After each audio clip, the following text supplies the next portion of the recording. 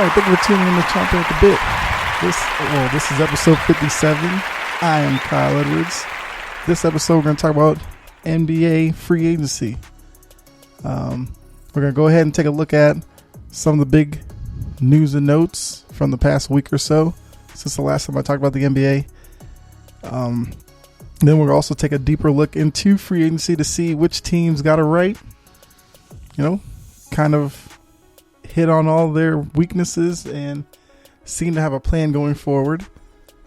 Then we'll hit on the losers and kind of see, at least to me, what they did that I just feel like it's probably giving the fan base the wrong idea. So definitely a lot to get into, and we'll go ahead and get started with some news and notes real quick.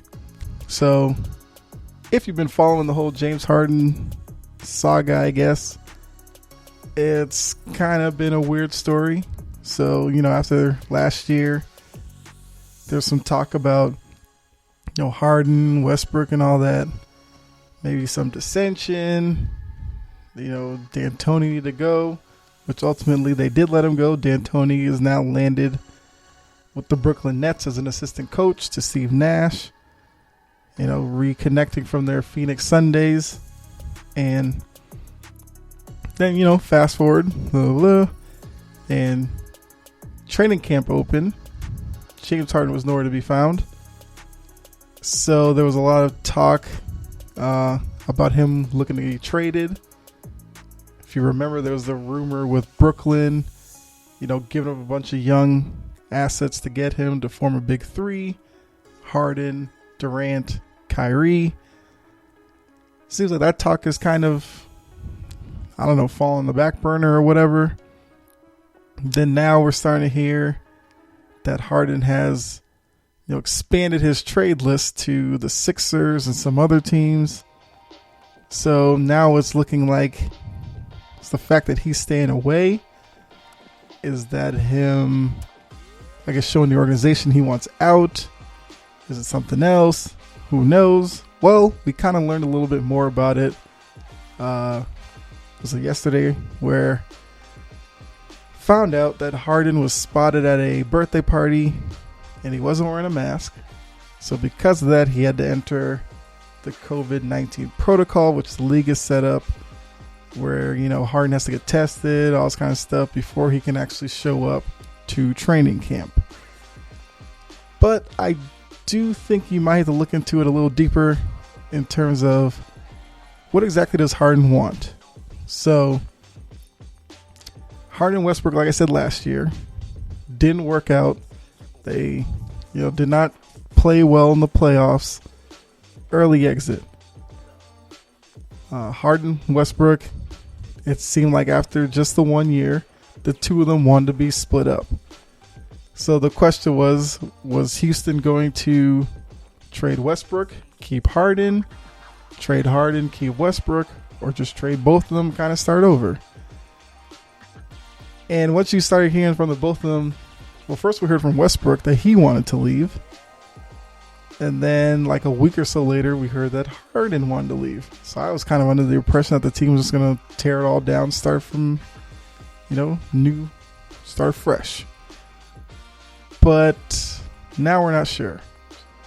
I don't know if it's more about maybe Houston expecting too much in return from a team. So teams are kind of holding back, hoping Houston, drops their demands. But with the season right around the corner, it's going to be kind of interesting to see how Harden treats the situation. Does he become kind of passive aggressive in the media, dropping hints that he wants to leave? Does he put it all aside, play the year, and then do it all again next year? Does he put it aside for a little bit? Then if they struggle, does it become an issue around the trading deadline? So it's definitely something to watch in Houston. And my whole thing is, Harden's kind of created the situation in Houston that apparently, depending on who you're listening to, he no longer likes. With that, I mean, we remember Harden coming out of Arizona State. He was in Oklahoma City. He was a six-man type guy. He was a playmaker on the court, getting other guys involved. And, it seemed to be that's the way his career was going to go. Then he gets to Houston. He meets up with D'Antoni. D'Antoni does what D'Antoni does. Creates an offense that caters to Harden, puts the ball in Harden's hand, and just have the other four guys stand out of his way and let him do his thing. And ultimately, I think that is what cost, Houston any chance at playing for a title, possibly. They had the 1 year where they were going against the Warriors, had the Warriors down in Game 7, then they blew it, which was probably their best chance at getting to a finals. But yeah, you just look at it when the good teams face the Rockets. They understand how to play Harden, and ultimately the Rockets keep flaming out. So now with the new coach there, Steven Silas, they brought in some new characters there. I don't know what kind of offense Silas plans to run, but if they're going to run the same ISO ball with Harden, then trust me, this year is going to be much like every other year. Sure, they'll make the playoffs, but they will not do as well as most people will think. So the issues in Houston, a lot of them do fall on Harden, and I do think it's kind of weak that he is looking to get out. I mean, Houston's done everything for him. They brought in Chris Paul, didn't work. Dwight Howard didn't work. Westbrook didn't work. I don't know what else they can do. So it's definitely something to keep watching. If he is going to leave, it'll probably happen before the season starts. So probably within the next week to 10 days then. But I guess on to other Rockets news. They did make a trade, one that I find very interesting. They traded Russell Westbrook to Washington for the oft-injured former star, I guess, John Wall. The most interesting part about this trade is I think it's kind of hard to pick a winner in this trade because we haven't seen John Wall play in 2 years. We have zero idea what he looks like. Westbrook, we don't know about him or Bradley Beal. I'm sure for Bradley Beal, he's probably glad that Wall is gone because at least Westbrook will be on the court and kind of take some of the pressure off of him, at least offensively. John Wall. Now, this is going to be yet another partner for Harden, at least for right now. I can't really figure out how Wall and Harden fit well together because it kind of seems like the way Harden has transformed his game, you have to surround him with guys who are not really ball dominant and more importantly, have the ability to knock down spot up shots, whether it's mid range or threes deep in the corner, whatever. But Wall is a guy, at least the last time we saw him, was a guy who needed the ball in his hand, either in the fast break or when he's in the half court, give him room, let him break down his defender, get to the rim. So unless in these 2 years Wall developed a jump shot, well, can't say developed one because he did have one. He just was never consistent with it. So if he developed a consistent jump shot, fine. Maybe he and Harden have a shot. But if he's the same guy as before, then I don't get it. I don't get the trade on Houston's part. Unless it was just something where, yeah, we knew Westbrook wanted out. So maybe that's what it was. He wanted out. They wanted him gone. They were able to get John Wall. Take a flyer on him. See what he looks like. So, I guess diving deeper into the trade, I feel like Westbrook is probably happy to leave Harden. I knew when they put those two together, it probably wouldn't last long.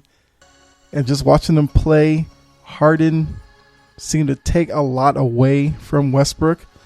Westbrook's the type where if he's off the ball, you want to get him the ball on the wing where he can make a quick move and get to the hoop. Or you put the ball in his hands and let him break down the defense, kind of like Wall does.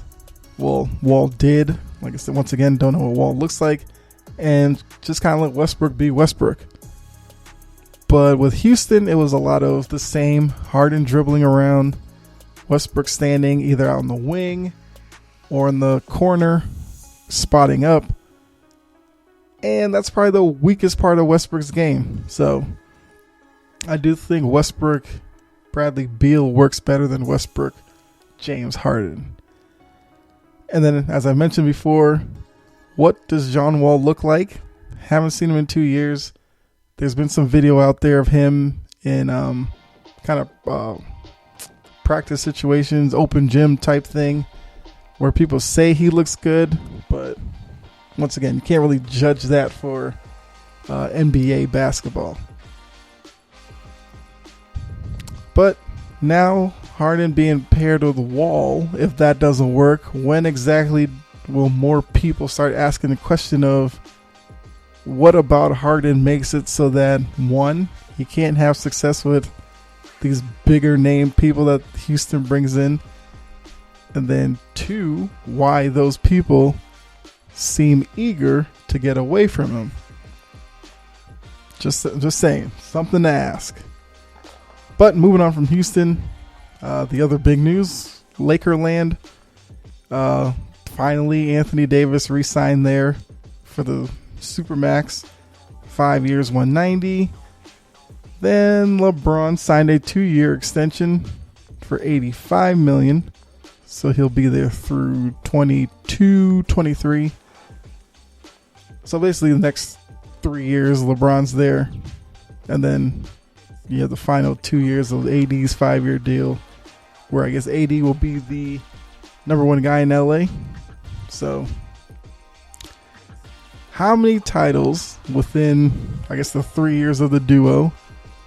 Not expecting, I guess, LeBron to do another contract after that, but let's just take the 3-year window there. How many titles do the Lakers win?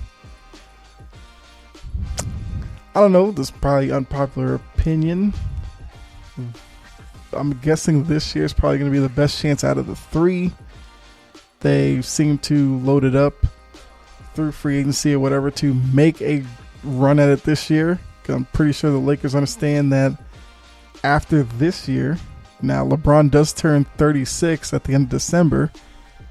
So that means, next year he'll be 37. I mean, how much can you really expect from 37-year-old LeBron as a guy who, he's not the type to just rely on jump shots.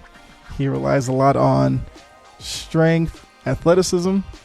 So a lot of times with guys like that, they kind of reach a certain age, whatever age that is, and you start seeing skills deteriorating to the point where, sometimes it becomes a hindrance on the court. And we all know that Father Time is undefeated, as they all say. So at some point, LeBron's going to really start looking his age. And then if it's this year, next year, the year after, will there be enough there to kind of compensate for all of that? Because you have to figure that moving LeBron at this point, I mean, sure, some cities would take him just for the name value, but it's probably not going to happen. He's probably going to do his 3 years there. There's some talk about, if LeBron's there for 3 years and Bronny, his son, by the end of the 3 years would be eligible to be in the draft. Well, that's kind of contingent upon the league reversing their stance on, being 1 year out of high school before you join the league. So if they reverse that and make it that high school kids can take the leap to the NBA, then technically Bronny could be in the league by the end of the extension for LeBron. So So yeah, I guess big question again. How exactly will LeBron look by the end of the deal? And as I said before, he's 36. Well, as of the end of December. So yeah, how will his game change? Age 36, 37, ultimately 38. Does he become more of a mid-post type player? Does he try posting more? Does he continue to be a facilitator most of the time? Or does he run a little more off ball? Something to watch in terms of the Lakers this year. And we also know with each year, it probably means he's going to have to take a little more rest throughout the season. And remember, this year, it's only 72 games, not 82. You figure LeBron's probably not going to play a lot in the 2 preseason games. And then, the first week, you got to figure he's going to take some days off there as well. So, that's kind of gets you caught up. Well, one more point. The Gordon Hayward saga. Well, it's officially closed, I guess. It was about a week or so ago where, the Celtics, Pacers trade talk kind of fell through. Well, I can't really say it fell through because they were supposedly still talking about it. And then word came out that the Hornets signed Hayward to a deal. And then 2 days after that, it became the Celtics and Hornets talking about a sign and trade, which people were like, huh? What are you talking about? But now, that the book's been closed on Hayward in Boston. They ultimately did get his sign and trade done with the Hornets. And by doing that, the Celtics now have a $7.8 million trade exception, which is the largest in NBA history. But since the Celtics are, I guess, up against the hard cap, as the NBA has a salary cap, they can only use 21 million of that. So either way, that's still, a good amount of money. And I guess quick little note for you. So trade exception, teams kind of get them when they do sign and trades with players, and usually it's the amount that player was going to make for that year becomes a trade exception for the team that he's leaving.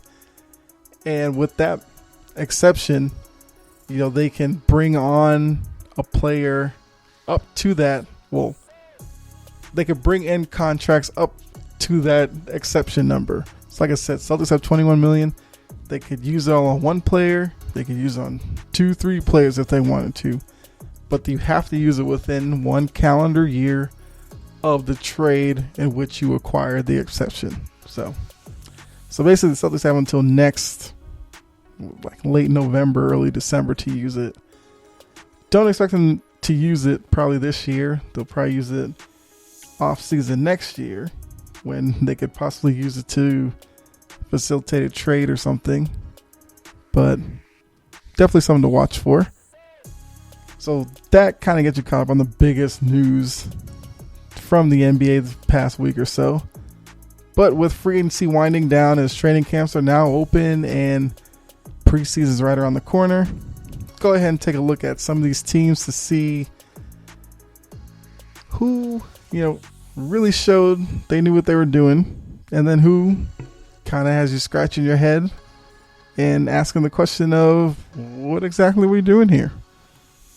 First team that I felt like it was a winner, or kind of has me intrigued based off of the moves that they made. Guess I'd have to go with the Lakers. The Celtics fan in me doesn't really want to talk about Lakers too much, but hey, they re-signed AD. They got Montrezl Harrell from the Clippers. Fine. They also got Dennis Schroeder, however you pronounce it. But he's kind of your, he's expecting to go there to be the starting point guard, which, based off what's on their roster, it makes sense. The Lakers also signed Marc Gasol. Doesn't really move the needle for me. Gasol is getting up there in age. He's losing a lot of athleticism. But he does bring a basketball mind to that locker room, as Gasol is regarded as one of the smartest players on the court. He's crafty, so I'm sure he'll contribute. Don't expect him to play big minutes, of course. Didn't really do that for the Raptors last year either.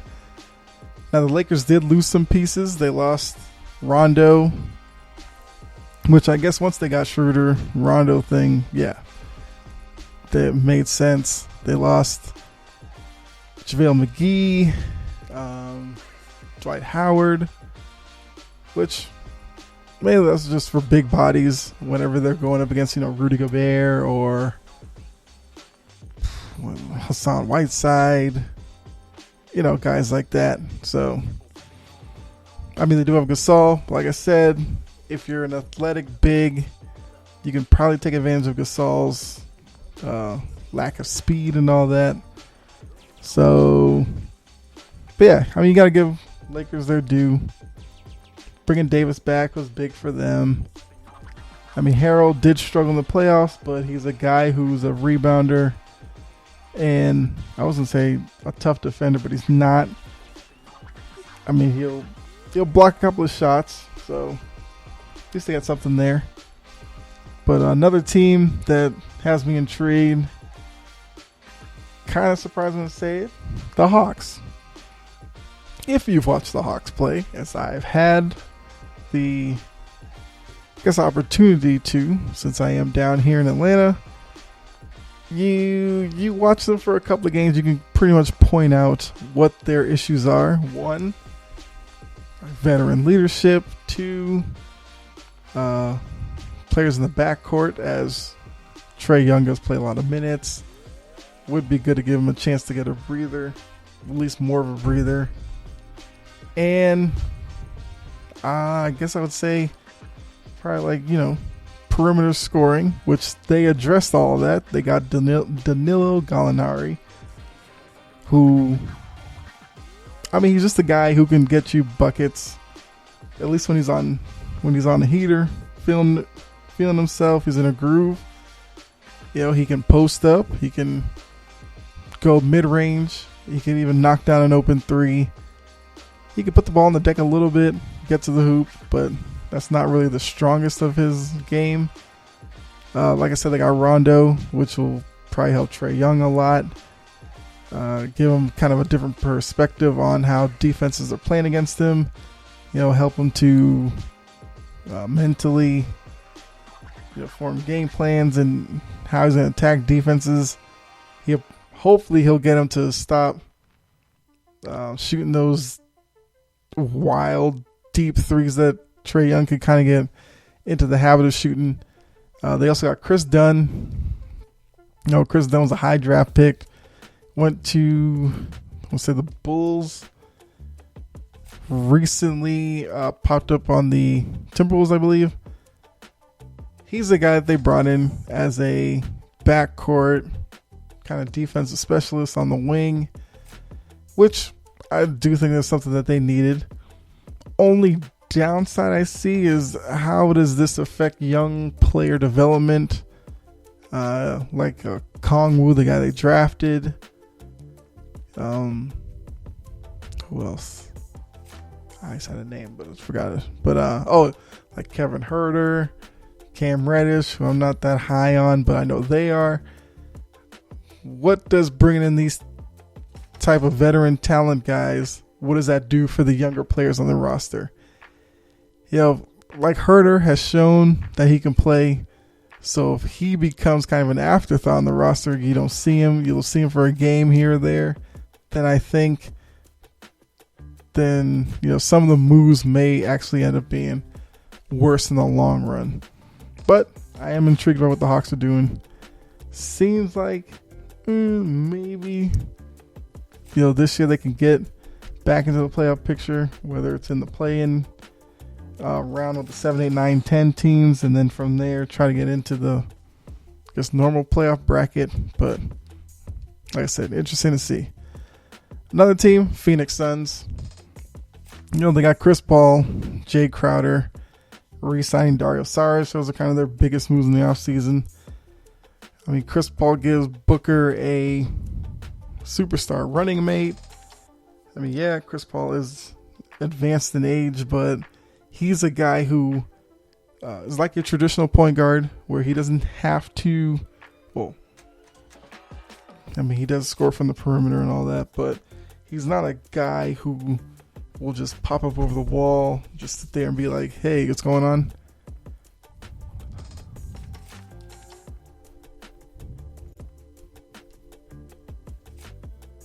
But yeah. So my audio went out there for a second. But CP3, good facilitator, will help Booker. He can take some of the offensive pressure off Booker and let Booker do his thing. And CP3 can get out the way. He can play off Booker, spot up shooting.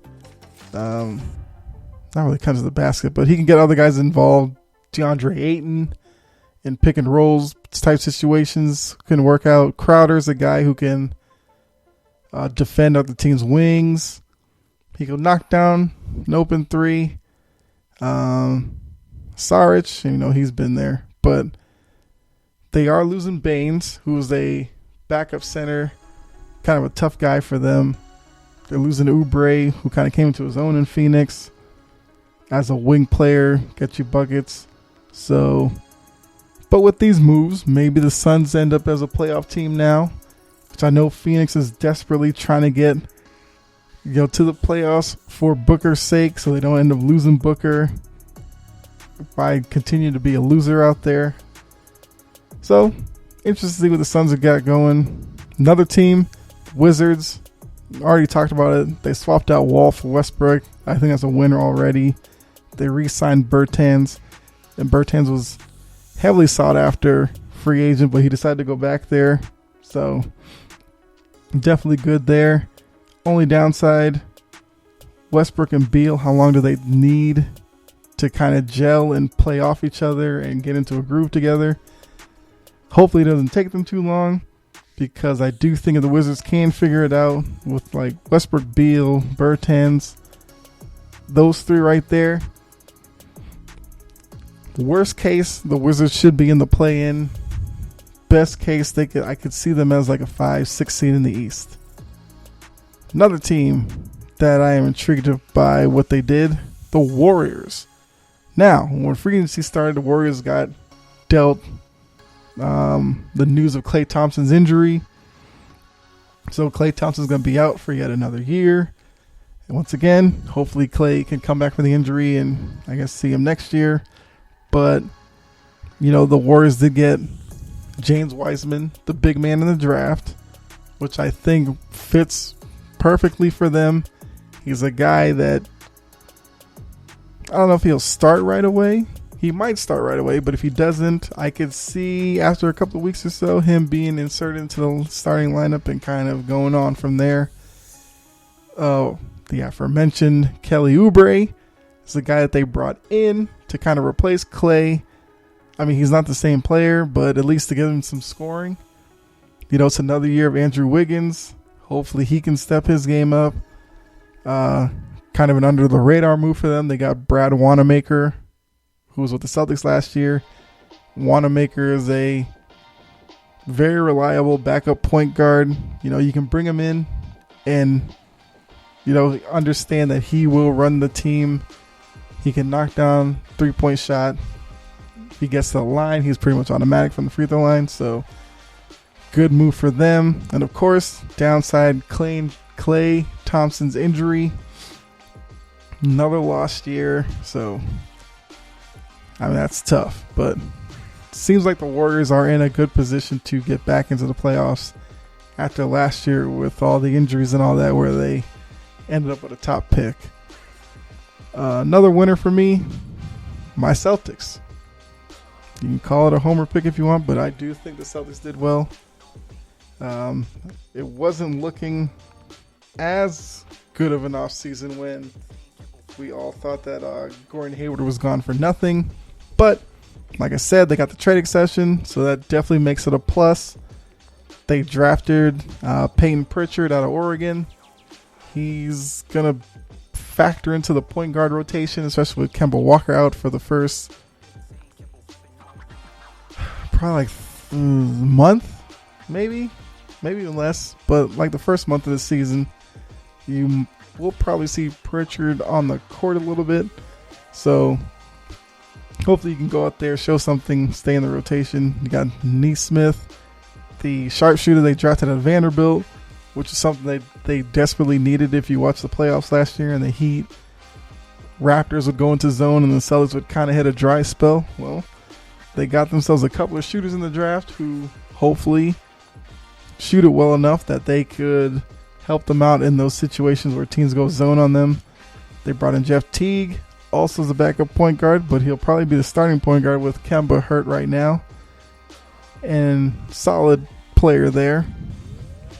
The big prize for them, Tristan Thompson. After that whole talk with Indiana fell through, Miles Turner and all that, they turned around, got Tristan Thompson on a 2-year deal.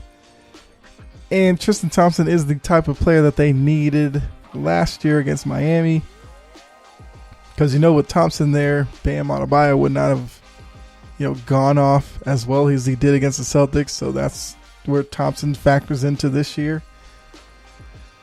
So, once again, Celtics should be a top 4 team in the East and, hopefully get into the finals.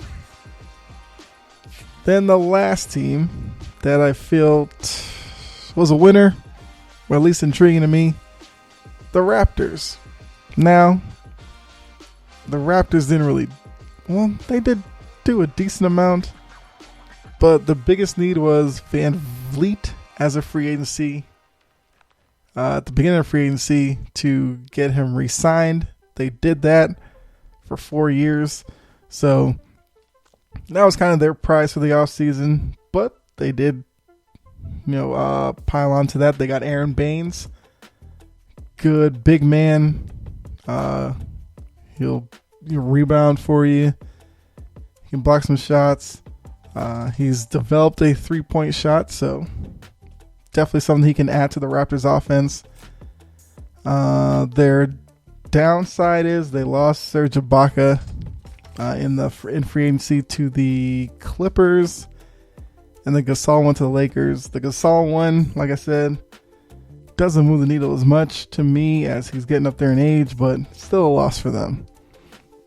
So now we went through 7 teams I thought did well in free agency. Now let's look at those teams that maybe didn't do too well, but not necessarily awful, because with some of these teams, if some things break the right way, maybe what looks bad now could turn into something good as the season goes on, and maybe ultimately it works out for them. But right now, to me, left scratching my head at the moves of these teams. One, the Kings. Mainly because of the Bogdanovich situation. So the Hawks, which I didn't actually mention with the Hawks did get Bogdanovich, but Bogdanovich was with the Kings.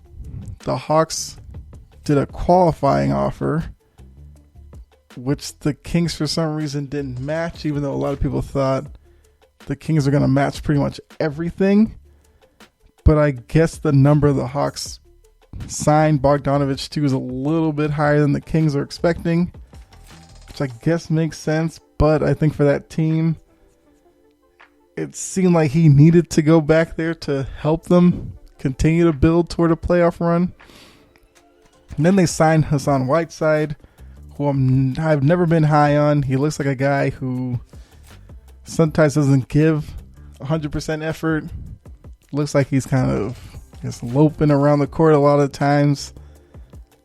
Sometimes he looks unathletic, but the Kings went and got him, so hopefully they get the best out of him. Another team, the Pacers. The Pacers missed out on the whole Gordon Hayward thing.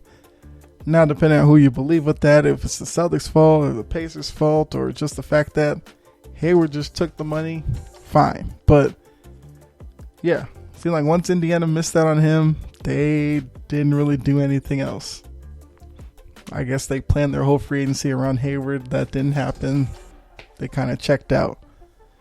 And that's a team that's been 4 or 5 seed past couple of years. You got to look at it now with the Nets getting KD and Kyrie back. The Wizards now with Westbrook and Beal. Would not be shocked if the Pistons find themselves down 6, 7, maybe even in the play-in round. Just saying. Another team that has me scratching my head, the Detroit Pistons. Not exactly sure what the Pistons are doing, because it seems like they've signed a bunch of guys that are like 6'8", 6'9", and taller,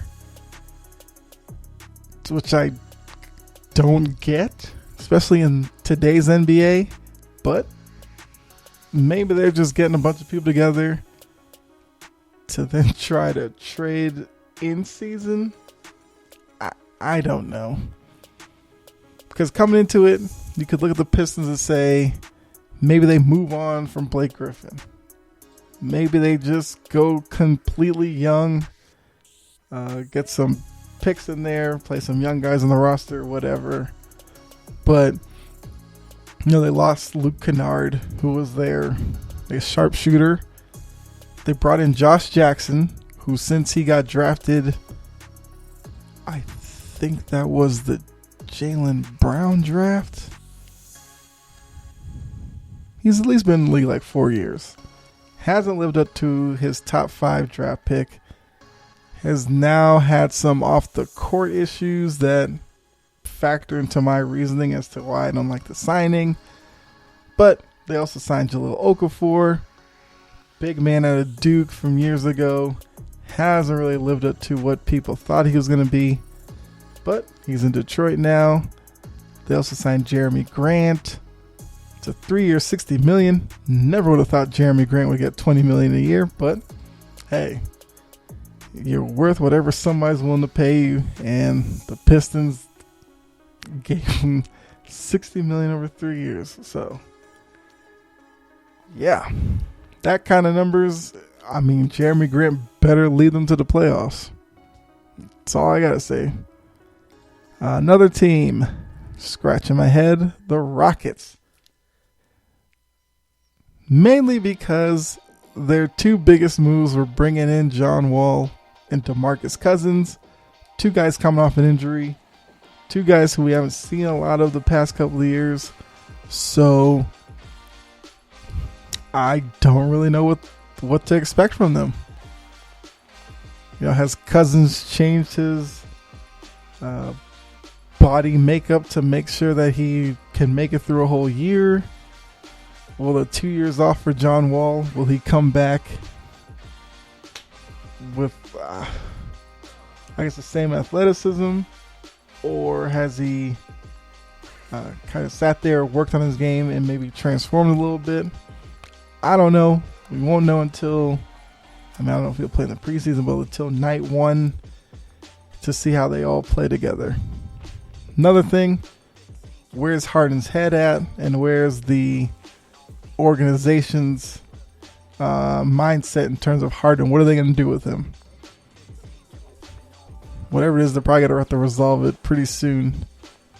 Well, if he's staying there, you don't have to really resolve it, but if he does stay, then you don't want to hear, start hearing little sound bites in the media of him being unhappy or whatever. So whatever decision they make, hopefully it's the right one to them. But that's where they are right now, and that's why I'm kind of left scratching my head. Next team, Spurs. They had a good run. What was it, about 20 years or so? Making the playoffs consistently. But they've slowly been losing guys. Duncan retired a few years ago. Ginobili, Parker, guys like that.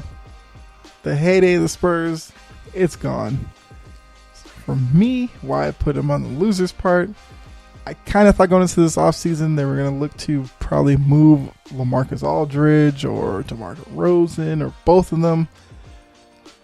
Only because, like I said, they missed the playoffs last year. Their roster's still pretty young. And I felt like if you move Aldridge or DeRozan or both, they could have brought in more draft picks and all that to get the rebuilding or retooling together. Like, I'm sure Popovich doesn't want to admit to any rebuild or anything like that, but yeah. I mean, they just ended their streak of playoff appearances. So, yeah, we have to see what direction the Spurs are taking. Maybe they move on from DeRozan or Aldridge and season around the trade deadline, but right now they are still on the team, and I'm kind of iffy as to why. Next team, scratching my head, the Magic. Magic did pretty much little to nothing this offseason.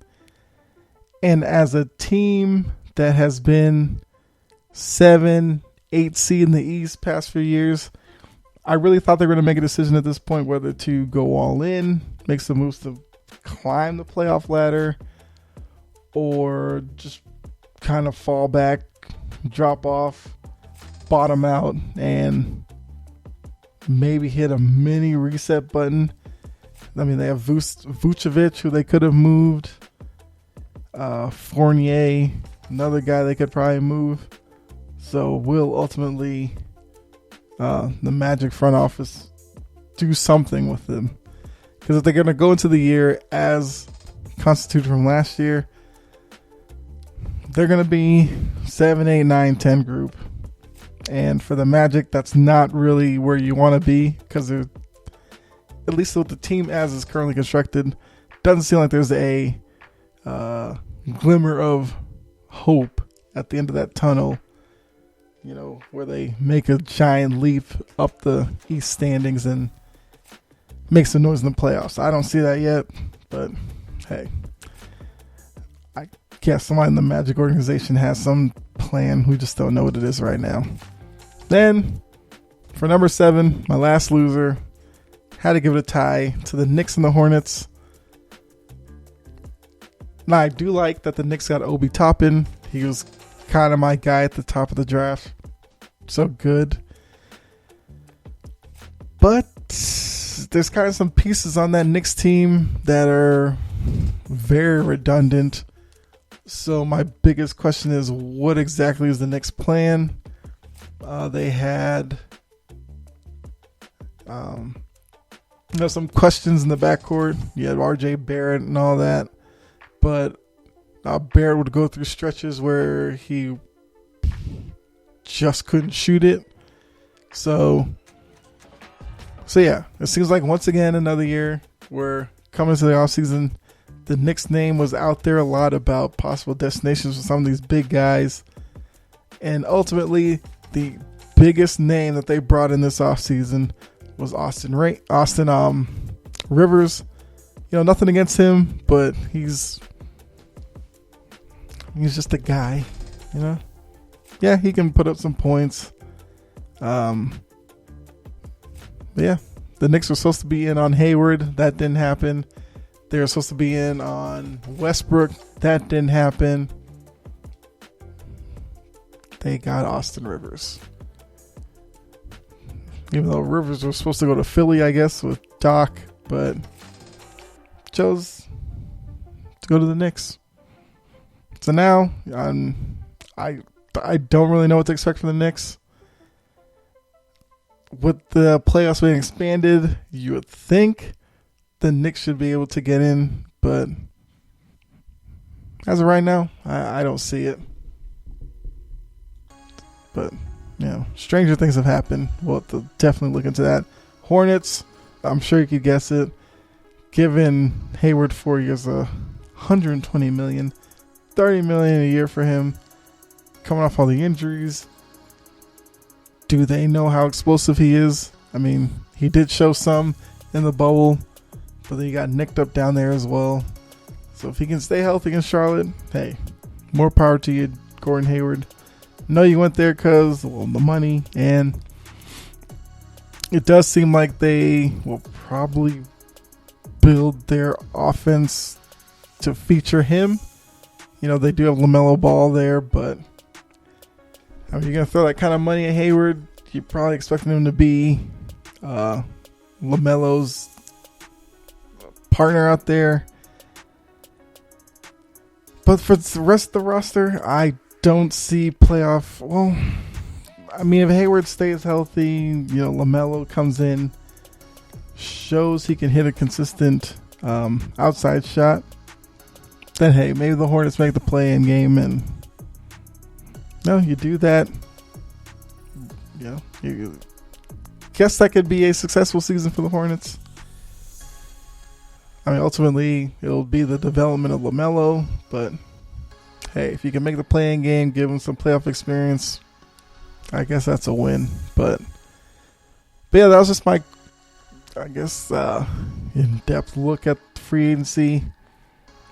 And as I said, the free agency period is kind of winded down. And, you know, hopefully your team ended up on my winners list. Now, mind you, I only did 7 winners and then